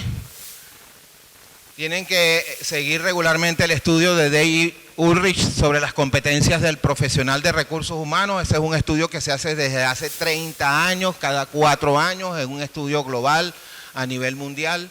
Este es el de 2017, donde ya él señala que el profesional de gestión humana es el principal integrador de tecnología y personas en las organizaciones. Eso quiere decir que nosotros o los profesionales de gestión humana tienen que ser muy buenos conociendo de tecnología. Y si quieren a alguien que les hable de eso, pues Fanny les puede conseguir una conversación con nuestro común amigo Hugo Urdaneta, que se ha convertido en un adicto del tema de la tecnología y los recursos humanos. ¿Okay? La robotización es el otro paradigma emergente. ¿Saben que la señora que sale hablando de robotización, que dice que se espera que la tecnología destruya 5 millones de puestos de trabajo, etcétera, etcétera, que sale muy bien presentada y hablando muy bien? ¿Saben que esa señora es directiva sindical en Europa? ¿Okay? Es un mercado que crece el 25% anual y se concentra en las 4 economías más poderosas del mundo: China, Estados Unidos, Japón y Alemania. Y va más rápido de lo que creían los expertos. Varios cálculos sitúan la explosión de los robots en la industria, la vida cotidiana y los servicios entre este año de 2023 o a partir de este año 2023 empezaría esa explosión. Bueno, vamos hacia lo que se llaman los equipos centauros, que es la combinación entre seres humanos y el uso de la tecnología, y se usa la imagen de los centauros para ilustrar la idea, ¿no? En resumen, aquí estamos llegando a la pausa, pero vamos a hacerlo. En resumen, en esta primera parte, las ideas principales son: hay 5 grandes tendencias tecnológicas: la inteligencia artificial, el internet móvil y la tecnología en la nube, avances en la capacidad de procesamiento y Big Data, nuevas fuentes de energía y tecnología, el internet de las cosas, que depende del 5G, entre otras cosas, valga la redundancia, y el financiamiento o la economía colaborativa, ¿verdad? La innovación abierta. O sea, esto del clúster digital, lo estoy diciendo aquí con toda la seriedad del caso. Hay que crear nuevos espacios de interacción entre la universidad y la sociedad a la que sirve. interactivo. No podemos seguir siendo la universidad mirando hacia adentro. Tenemos que construir con los aliados. Innovación abierta se llama ese concepto, colaborativa, organizaciones en red, organizaciones líquidas, totalmente transparentes y permeables a los actores a los que sirve. Eso es un cambio de paradigma fundamental, sobre todo para quienes están ejerciendo la autoridad en este momento. Y en cuanto al impacto en lo demográfico y en lo socioeconómico, bueno, cambios en los ambientes laborales y dinámica de trabajo flexible. Creo que no tenemos que explicar mucho de eso, ¿verdad? Aumento de la clase media y crecimiento de los mercados emergentes, el cambio climático, el incremento en la volatilidad geopolítica. Ahí es donde podemos apreciar que los think tanks no se equivocan. Está Ucrania. Nuevas preocupaciones de los consumidores sobre temas éticos y de privacidad online. Y bueno, fundamentalmente, pues, donde nos estamos concentrando es en analizar los cambios en los ambientes laborales y en la dinámica del trabajo flexible. Y la dinámica era que ahí hacíamos una pausa para cerrar este primer bloque de ideas y dar la oportunidad de que haya algún tipo de interacción si fuera el caso. Si no, seguimos adelante. Sí, en esta pausa, además de la interacción y resumir un poco de lo que nos ha compartido Paul, vamos a hacer un saludo especial porque, como hablábamos al inicio, tenemos distintos actores sociales participando aquí hoy. Y hoy nos acompaña también el presidente del Colegio de Relaciones Industriales, Carlos Añate, a quien quisiera diéramos un saludo.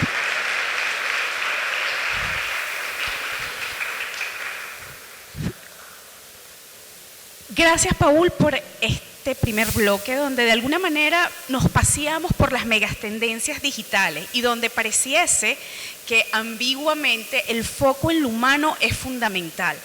El nivel de conciencia nuestro como ciudadanos digitales de lo que significa interactuar en la red es clave, porque definitivamente, así como tenemos una cédula, tenemos una trazabilidad digital. Por eso hoy es muy importante tener presente el desarrollo de nuestra inteligencia digital, que desde el 2017 está siendo impulsada por el Foro Económico Mundial, entendiéndola como nuestra capacidad cognitiva, social, emocional, para interactuar de manera saludable con la tecnología. Nada es casual, fíjense la frase de Mintzberg: no concibo que las organizaciones del siglo XXI puedan perdurar si no se convierten en redes y comunidades de aprendizaje. Innovación abierta. O sea, es el activo que más crece mientras más se comparte el conocimiento. Hay que dejar de pensar en términos fragmentados, segmentados, como fue la base del pensamiento industrial que surgió a partir de...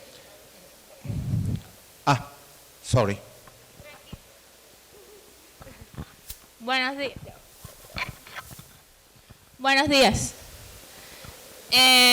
Soy María Tobar, una estudiante del 9º semestre de Relaciones Industriales. Creo que está apagada. No sé. Ahora sí. Buenos días. Soy María Tobar, una estudiante de la Escuela de Relaciones Industriales en el 9º semestre. Si bien es cierto que la tecnología tiene una influencia grandísima actualmente, no solo en todo el mundo, sino en los procesos organizativos. Mi pregunta es, ¿cómo influencia la inteligencia artificial en el desarrollo organizacional y el comportamiento? Porque esta es una parte imperativa en toda organización, porque sin ella los procesos no se llevarían. Sí. Vamos a dejar que nuestro amigo Moisés Naín nos responda esa pregunta.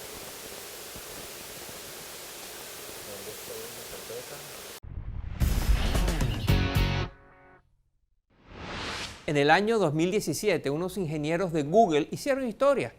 Crearon un robot de inteligencia artificial, a quienes ellos llamaron AlphaGo. Resulta que este robot venció al campeón de Go, que era un ser humano. El Go es el juego más antiguo y difícil del mundo, un juego de mesa, parecido al ajedrez, pero mucho más complicado. Y este robot no le ganó al campeón humano de Go una vez, le ganó 3 veces. Este evento fue tan controversial en China, el país donde se inventó el juego de Go, que el gobierno censuró la partida. Este suceso deja claro que la inteligencia artificial está desarrollándose a pasos agigantados y a una gran celeridad. Tanto así que hay expertos que estiman que en las próximas décadas los robots podrían alcanzar o superar la inteligencia humana. Pero, ¿cómo se vería ese futuro en la práctica? Mi invitada de hoy se ha dedicado a pensar, a investigar sobre este tema. Mi invitada se llama Susan Schneider y es una filósofa y científica de la mente humana. Durante más de 6 años, Schneider ha sido profesora de filosofía y de ciencias cognitivas en la Universidad de Connecticut. Allí dirige además el Instituto de Investigación de Inteligencia Artificial, Mente y Sociedad. Schneider también trabaja con el Departamento de Astrobiología de la Biblioteca del Congreso de Estados Unidos, donde realiza importantes investigaciones sobre el origen, la evolución y el futuro de la vida en el universo. Schneider acaba de publicar un nuevo libro. Se llama Usted, Artificial, Inteligencia Artificial y el futuro de la mente, es el subtítulo. Allí Schneider plantea que estamos muy cerca de crear máquinas tan inteligentes que podrían convertirse en una amenaza para todos nosotros los humanos. Esta es mi conversación con la doctora Susan Schneider. Le voy a mostrar unas escenas de una película llamada Her, Ella, que es la historia de un hombre que se enamora de una computadora. No tiene cuerpo, no tiene presencia, pero tiene una voz. Y él se enamora de esa voz, de esa computadora. Miren. What are you doing? I'm just looking at the world and writing a new piano piece. Oh yeah? Can I hear it? Mm-hmm.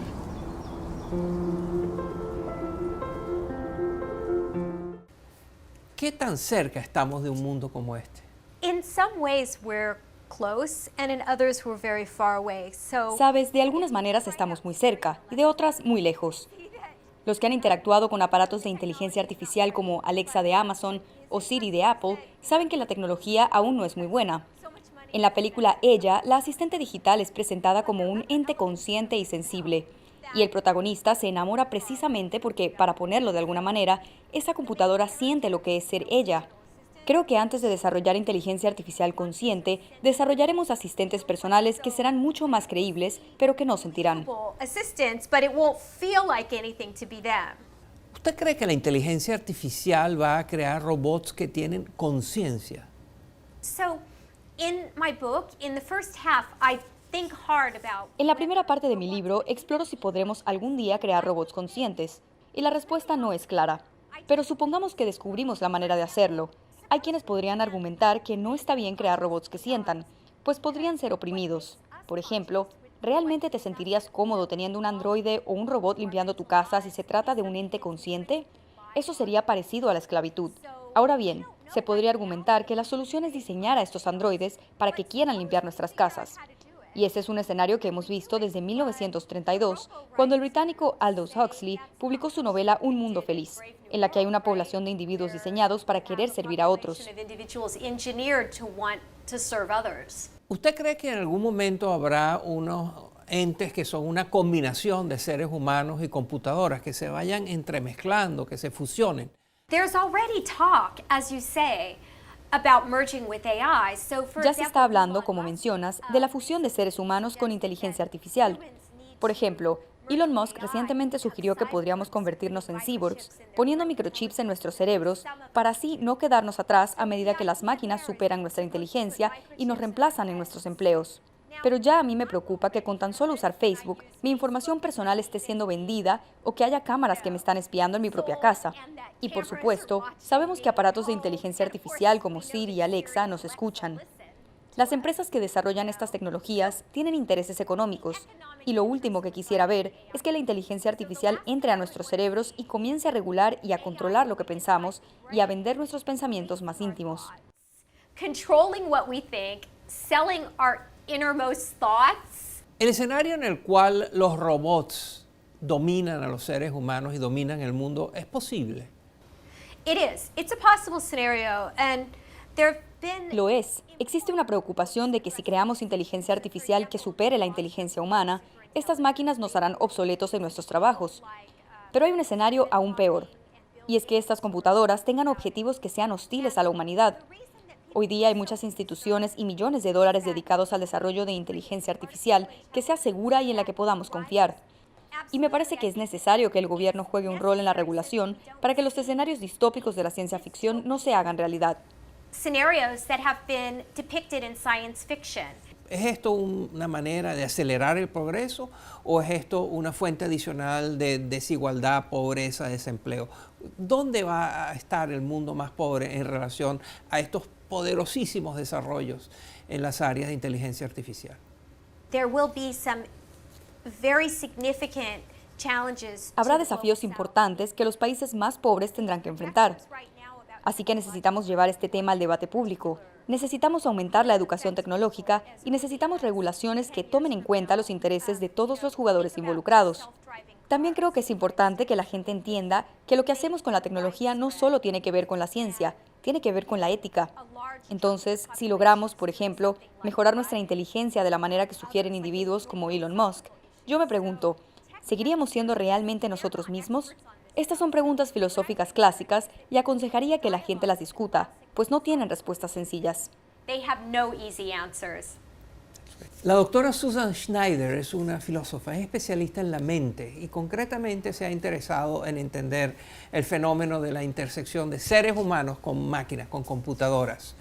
Su último libro se llama Usted el Artificial y es sobre la inteligencia artificial y el futuro de la mente, un libro extraordinario. Muchas gracias, doctora Schneider. Oh, thank you. Bien, por cuestiones de tiempo, y creo que el mensaje principal ya lo había dado además una mujer, ¿verdad? Pero definitivamente creo que el tema de la tecnología tiene que empezar a ser visto como una competencia que todo el mundo tiene que manejar con solvencia, como las operaciones matemáticas, como aprender a leer y escribir y como aprender a conversar. Y no lo digo peyorativamente, tenemos que aprender a conversar. La comunicación, como vamos a ver más adelante, es una de las competencias, metacompetencias fundamentales. Bueno, aquí materia prima para los relacionistas industriales.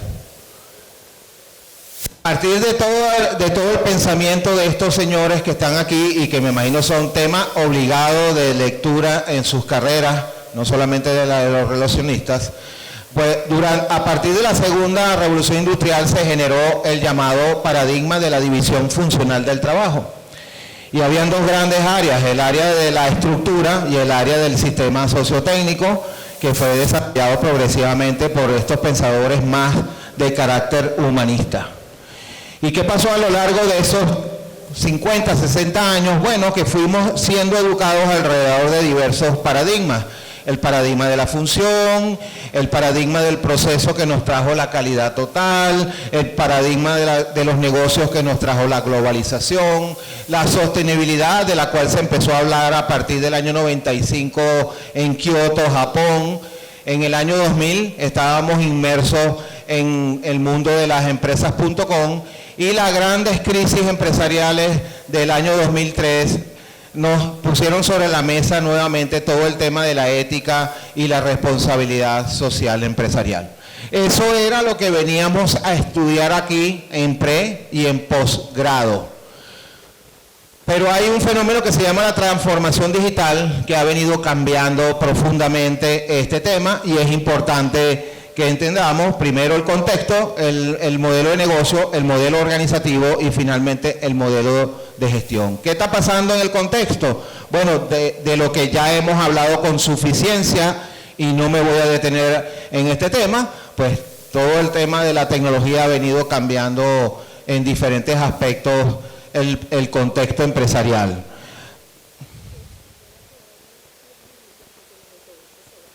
Ajá. O sea, ¿Eso qué quiere decir? Que nos quedan 10 minutos solamente. Ok, bueno, nos quedan 10 minutos, me están diciendo, entonces trataremos de avanzar lo que podamos en ese sentido.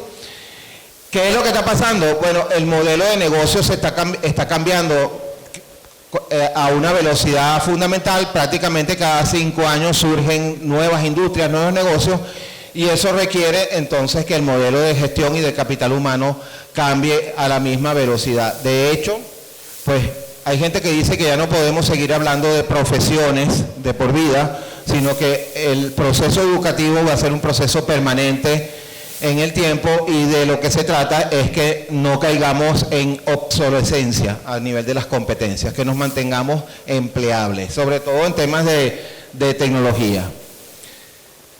El paradigma que estamos cambiando entonces como organización es ese paradigma de la eficiencia y la escalabilidad por este nuevo paradigma.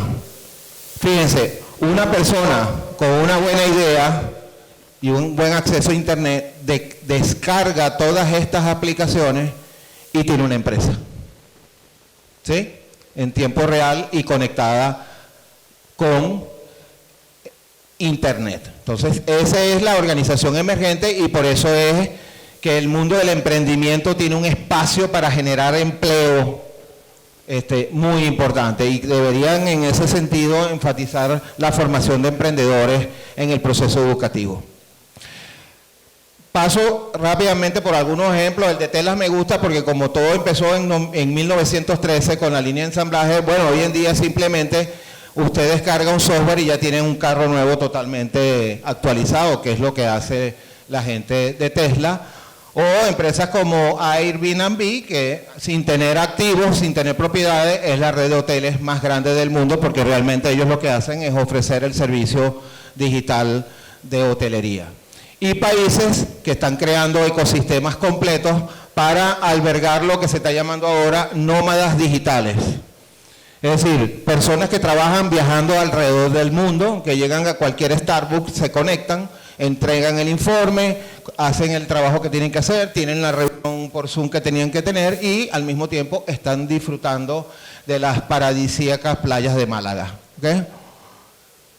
En síntesis, hay que privilegiar la gestión de los activos intangibles, y las nuevas formas de organización están yendo más hacia lo que se están llamando las redarquías, del paradigma de la era industrial de la división funcional del trabajo al paradigma del proceso, que nos trajo la calidad total y la reingeniería, al paradigma de las redes y de las organizaciones abiertas que nos están trayendo las plataformas digitales.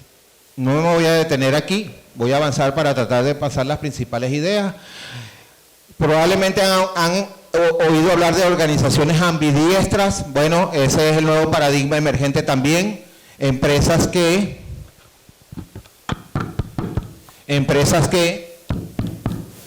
tienen que trabajar en un espacio, en el aquí y en el ahora, y al mismo tiempo tienen que estar explorando el desarrollo de los nuevos negocios. Y aquí, sobre todo los que trabajan y los que están estudiando relaciones industriales, inmediatamente les debe venir todo el tema de la legislación laboral actual y de la rigidez que tiene esa ley. Bueno, por eso es que hay que modificar toda la legislación laboral, pero no para ir en contra de nada ni de nadie. Es que hay un nuevo mundo del trabajo que pide una nueva arquitectura. Desde esa aproximación es que hicimos ese contacto con la cúpula de la CTV, y creo que por haber hecho ese acercamiento desde esa aproximación conseguimos que nos dijeran: vamos a escuchar. ¿Sí? Porque no se trata de quitarle nada a nadie, pero conceptos como el débil jurídico de la relación en el nuevo mundo del trabajo es un concepto que se tiene que revisar. O la visión sindical del enemigo de clase y viceversa, la del empresario hacia el sindicalismo. Son paradigmas que definitivamente tienen que cambiar. Y en un estado como el estado de Carabobo, y que tiene esta poderosa zona industrial, creo que esas son mesas de trabajo que deberían crearse para discutir sobre el tema. Desde el punto de vista de la gestión, bueno, el teletrabajo que llegó para quedarse, las reuniones que ya van a ser presenciales vía holograma o por el metaverso. La forma de seleccionar, todos sabemos que cada vez más pues existen los sistemas expertos como LinkedIn que permiten contratar personas sin tener que usar la figura del headhunter. Bueno, de hecho, los grandes headhunters hoy en día son las redes sociales, sobre todo Facebook y LinkedIn, quienes ya tienen un mapa global de perfiles y requerimientos a nivel global. ¿Quién pone esa información allí? Nosotros cada vez que abrimos una cuenta de LinkedIn, ¿verdad? Absolutamente gratis y ellos la venden, ¿verdad? Y ya hay mercados de inteligencia artificial, la persona que me preguntaba. O sea, esta es una empresa que ofrece paquetes de inteligencia artificial de ingenieros mecánicos. ¿Okay? Entonces usted contrata a un ingeniero mecánico, pero vía inteligencia artificial, no una persona presencial ahí. El trabajo sigue existiendo. ¿Qué es lo que se está afectando? El empleo. Esa distinción es central, es de sentido común, pero es fundamental, porque lo que se está viendo afectado es cómo nos relacionamos con el mundo del trabajo a través del empleo. ¿Sí?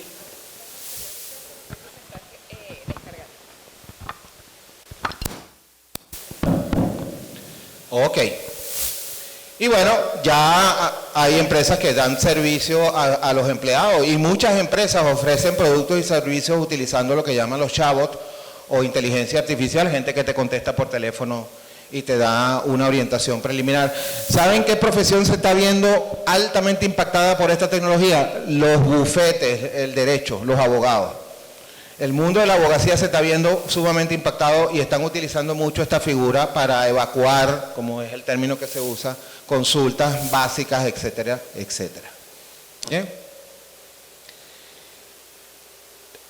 En la medida en que la inteligencia artificial va asumiendo pues todo el manejo estructurado y racional de la información, lo que va quedando como un tema relevante, y por esto es que yo decía al principio de mi conversación, y con esto voy cerrando porque me queda la gestal perfecta, cuando decía que este es un tema que no es de un área o de una carrera.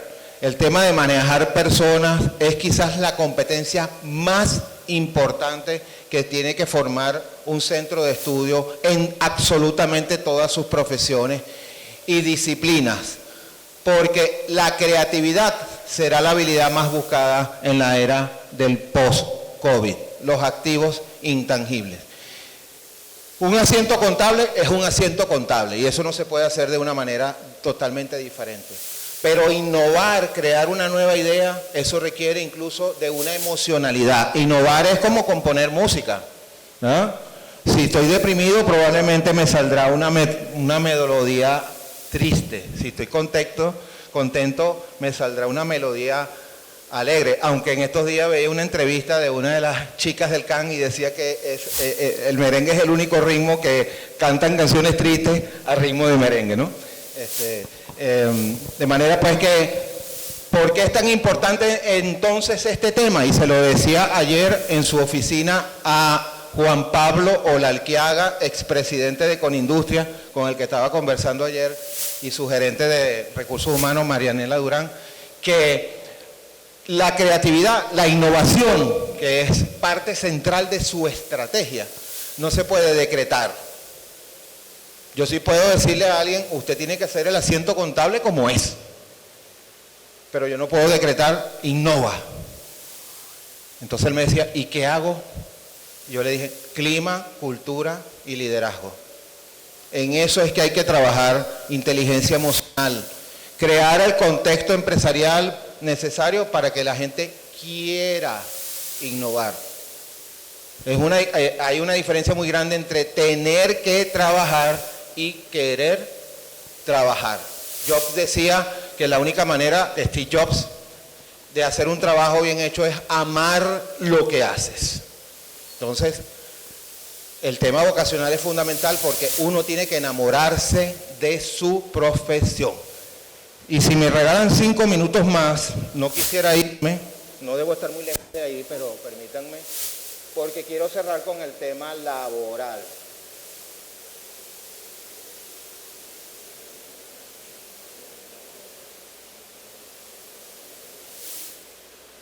Esa frase de Yuval Harari lo dice todo. Es mucho más difícil luchar contra la irrelevancia que contra la explotación. Aquí el tema no es si nos van a seguir explotando, sino si vamos a ser necesarios en el nuevo mundo del trabajo. Por eso es que hay que meterse allí, ¿okay? Recuerden que los sindicalistas hicieron que la gente de Uber se fuera de Colombia y no pudieron abrir la operación allí. Lo cierto es que, bueno, efectivamente, cada vez el mercado laboral se traslada a las grandes plataformas. Lo que nadie pensaba que podía suceder, sucedió. Un sindicato en Google y parece que vienen otros por allí. Entonces, fíjense, ¿cómo es posible que ingenieros de sistemas, desarrolladores, programadores, porque el paradigma era que quienes se sindicalizaban eran el personal obrero? No, este es un sindicato de ingenieros, de desarrolladores de sistemas. ¿Cuál ha sido la falla en esa empresa? Liderazgo. Liderazgo. Son empresas de la cuarta revolución industrial que están siendo todavía administradas con el modelo mental de la segunda revolución industrial. Entonces, no es fácil hacer los ajustes. Lo que se estima entonces, finalizando, es que esa llamada carrera de por vida se acabó. Lo que se espera es que la persona tenga varias carreras, varias profesiones y trabaje para varias personas a lo largo de la vida. Y eso requiere de un nuevo marco jurídico laboral.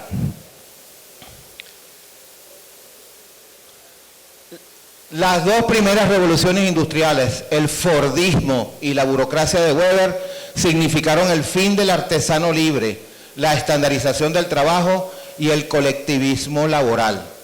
La tercera y en especial la cuarta revolución industrial, el Big Data, la inteligencia artificial, la nube y la transformación digital, cambiarán la naturaleza de la productividad y transformarán el mercado del empleo. Se requiere un nuevo marco jurídico laboral para un mundo del trabajo totalmente diferente. No me voy a detener aquí, sí voy a citar para cerrar a Yuval Harari. El primer paso, entonces, es reconocer que los modelos sociales, económicos y políticos que hemos heredado ahora son adecuados para afrontar este reto de la transformación global postindustrial. A pesar de todos nuestros esfuerzos, hay un porcentaje significativo de la humanidad que resultará expulsada del mercado laboral, por lo que tendremos que buscar nuevos modelos para las sociedades, las economías y las políticas postlaborales. Yo creo que aquí hay mensajes centrales para las autoridades, pero para los futuros profesionales de estas disciplinas también.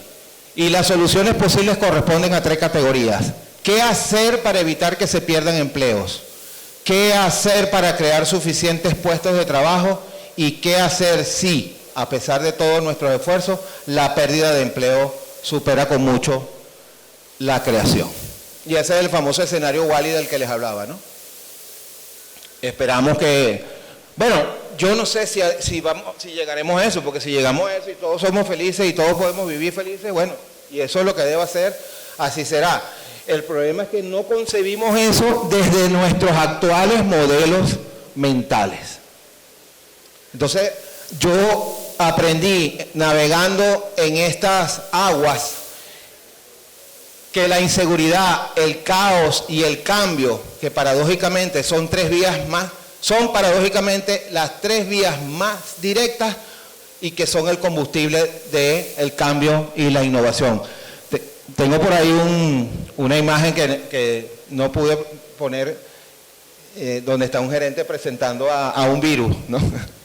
Y le dice, les presento al nuevo gerente del cambio de la empresa, ¿no? Entonces, yo creo que estamos viviendo tiempos fascinantes. Yo celebro, me siento sumamente orgulloso, me voy feliz. Este día pasará a la historia de mi vida. Y se lo agradezco a la universidad, se lo agradezco a Fanny, a la profesora Teresa, al decano, a todo el mundo, a los colegas de RI, porque yo que les puedo decir que conozco más o menos lo que está pasando, no solamente en Venezuela, y lo decía muy bien Smith, creo, sino como pertenezco a las redes internacionales, puedo ver lo que está pasando. Esto que está haciendo la universidad hoy, creo que no lo está haciendo nadie, al menos en Venezuela. Y mi aspiración es que este espacio iterativo no se convierta en algo puntual, sino que sea realmente el relanzamiento de la institución, pero hay que trabajar en equipo con los actores sociales a los que nos debemos. Este país dejó de ser un país rentista, se acabó. ¿No se han dado cuenta que ya no somos un país petrolero? Ya no vivimos de eso, ni viviremos más de eso. Los empresarios son los que están llamados a desarrollar el país del futuro. A mí me parece que si este era el purgante, bueno, bastante costoso, pero si eso nos deja como legado, que realmente pasemos a ser una sociedad libre y de economía abierta y con empresarios realmente que sean los que construyan el futuro del país y no una renta que no nos estimula, bienvenido sea el cambio. Les agradezco muchísimo el honor que me han concedido a los que se pudieron quedar, porque estoy seguro que los que se marcharon tenían sus razones. Muchas gracias por haberme acompañado, me siento feliz y no voy a olvidar este día.